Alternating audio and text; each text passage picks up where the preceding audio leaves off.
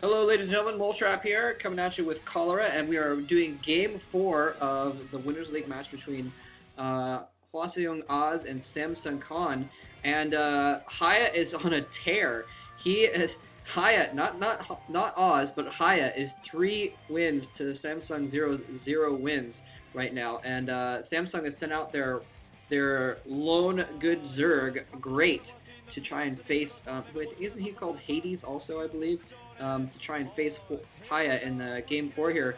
Great has got his work out for him. Hiya has already got 3 wins. Even if he manages to beat Hiya, he'll then have to probably beat, for Gigi and Jadong. Jadong and someone else to win the game. He's gonna have to win 4 games in a row to win for Samsung Khan. So Khan's putting a lot of pressure on him, but he has been playing well recently. So we'll see if he can actually handle that pressure. But again, Hiya just playing really, really well today, so he's going to have a real challenge here. Yeah, and actually, Great's worst matchups against Terran. It's pretty bad. I'm looking at the stats. Not sure if it includes this game or not, but he's 3-6 in ZVT play, so he's only at 33% Zerg versus Terran. This is going to be tough against Hiya. The only thing Hiya has going against him is that he's been playing for 3 relatively long games. He's got to be a little bit fatigued. And Talcross, pretty good map for Zerg, especially because of the natural expansion. Has a nice map artifact, or I guess ridges behind it, where the Mutalisk harass can be pretty effective. So if Hiya goes for a fast expand, Great could take advantage of that theoretically. And Great, if he wins this game, I feel like it's going to be actually pretty cool because he's going to be able to face Jadong most likely in the near future. And Jadong is famed for his EVZ, and so is Great. Great at over 65% the last time I checked. He's probably the second or third best ZVZ player out there. And look at this, we're seeing an 8 racks from Hiya, and I think that's not a bad move. We've seen a lot of early aggression on this map. I believe against Savior, Lita did that also, one for a proxy 8 racks, because this map isn't that great for Terran. Interesting. Yeah. Really kind of curious to see what Great is capable of here. I think he's a really good player. I think his record probably belies that he's a decent player in general.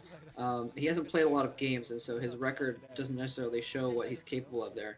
Um, I don't know. I've just seen him. I haven't seen a lot of games out of him, but I've kind of been like keeping an eye on him lately because he has been playing decently well.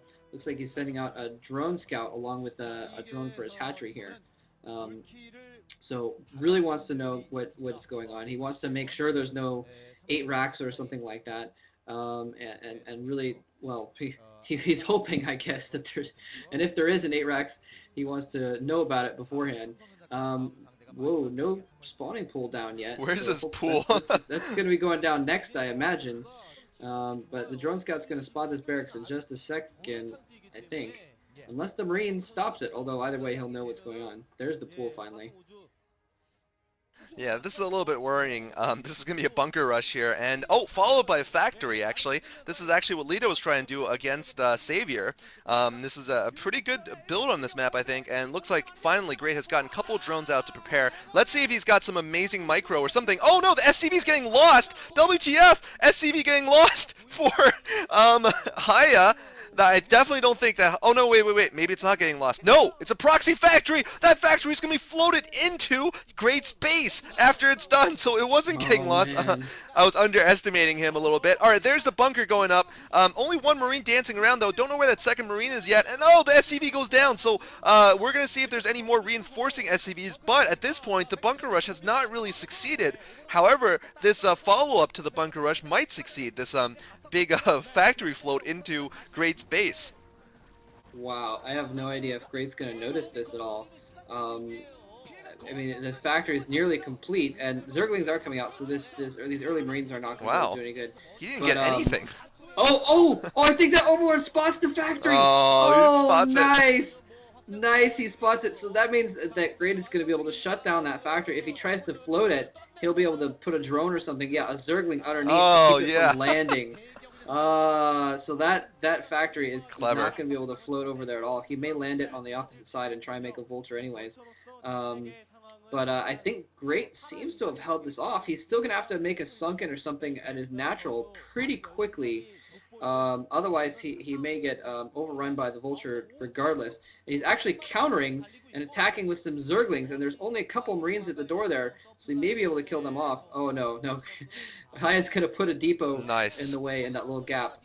It's kind of the famous uh, aspect of Tau Cross is you can put something in that little gap and it oh, he makes a vulture and then floats the factory to spot the Zergling to kill it across the gap with the vulture, and he has landed the factory inside Great's base, and so Great is in real big trouble now because I don't think he has anything in his main base to deal with this.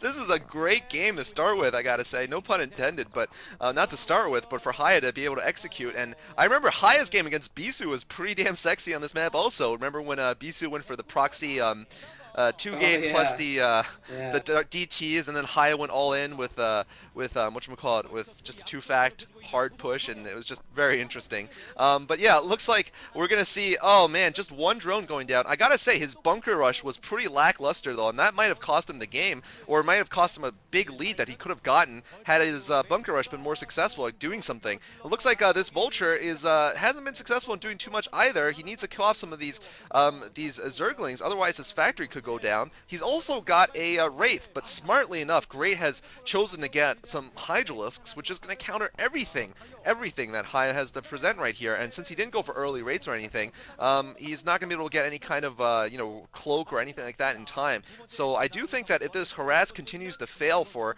Hiya, he's going to be falling really far behind in this game. Yeah, it's almost like Kaya. He really wants this rush to work, and so he's kind of persisting with it, trying to get it to work, Yeah. one way or another. But you're right, the Hydralisks are going to counter not just the vultures but the raids as well. He's getting a spire down, and so once the spire gets up and he gets some scourges out, there's definitely it's going to make it really difficult for the raids to accomplish anything. Although he's putting down a control tower, and if you can be really tricky and really good with your micro with the cloaked raids, picking off overlords and what have you, no amount of scourges will really Oh, be it's able canceled. to affect it. Oh, is it canceled or Is is it? it completed? I don't know. I don't know. It's either canceled or completed. Never mind. It could go because he had that control tower down a bit ago, so it may have been completed. He may have had it going long enough, but here he's at least going to dance around and try and pick off some drones and showing some very good Wraith micro here. And he does have the map in his favor. There's a lot of ridges and stuff like that. If he produced a dropship, maybe he did cancel it. Maybe he didn't want to waste Yeah, I think. Yeah, the I think he's gonna go resources. for a marine drop, medic marine drop here.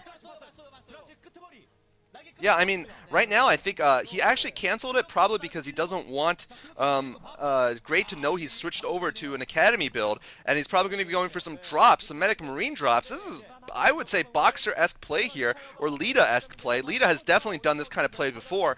Hiya needs all the oxygen and ATP he can possibly get into his lungs, as you can see, breathing very hard there. You know. He needs that energy, man. He needs that respiration to be going for him. The problem is, though, there's two Sunkens up, one at each base, and oh! These Hydralisks are going to spot the dropship, and a Scourge are coming up! Scourge are going to take the Wraith down, and possibly more Scourge are going to take these, oh, the Scourge are going to take the dropship down! Wow!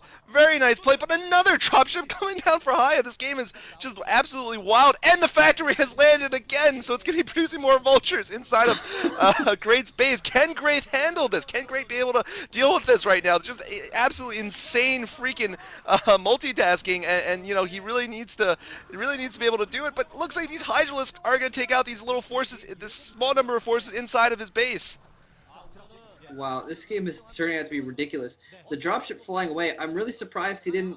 This map is actually, I mean, there's the ridge behind the expansion. All he would need to do is put some stuff behind that ridge, and he'd be able to stop Yeah. gas mining, and there'd be like almost no way for Great to get up there and kill off the Marines until he got some Mutalisks out or something like that. So I'm surprised he didn't actually. I don't know what that dropship was doing, if it was even full or not. Maybe it dropped and I didn't realize it or something like that. But he had a second dropship floating over that ridge that didn't seem to do anything.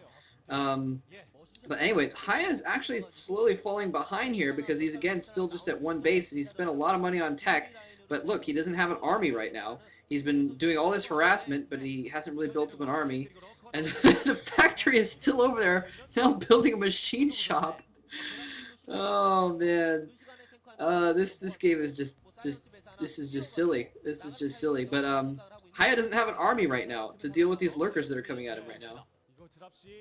Yeah, I mean, that's a big problem, not having an army. And these Scourge are in a perfect intercept position here. If Hiya goes for it, he's going to lose at least a dropship there, and that is going to be horrible.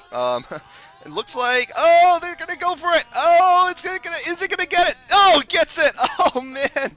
So that was one dropship down and one and a half dropships going down there. But no, looks like these lurkers might be able to get into his base before the bunker goes up. He needs that bunker to go up. He desperately needs to. One lurker goes down. Is the other lurker going to get chased down? I don't know. This could determine the fate of the game. But a bunker rush now inside of inside of Great Space is absolutely insane. But lurkers walking in among the barracks, and I think this could be end up doing more damage than he can sustain. And now lurkers walking in behind the mineral lines. Meanwhile, how's the bunker rush doing? I don't know how the bunker rush is doing. The tank, is there going to be a tank coming from the factory? The factory is too far away.